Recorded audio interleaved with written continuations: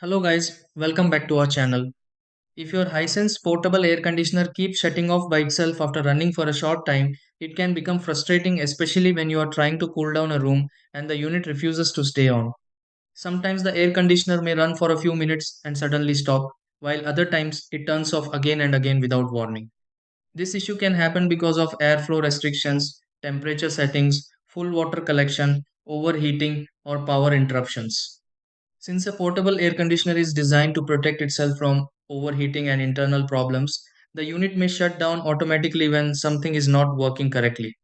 The good part is that in many situations, this problem can be solved with a few quick checks before thinking there is a major issue.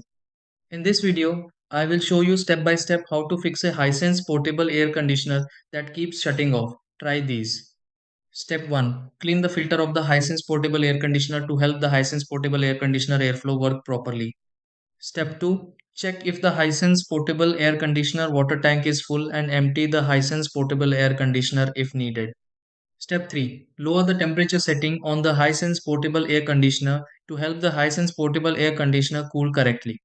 Step 4. Plug the Hisense portable air conditioner directly into a stable power outlet and avoid weak connections for the Hisense portable air conditioner. Step 5. Make sure the exhaust hose of the Hisense portable air conditioner is connected properly and the air conditioner airflow is not blocked. Step 6. Turn on the Hisense portable air conditioner again and confirm the Hisense portable air conditioner stays running normally.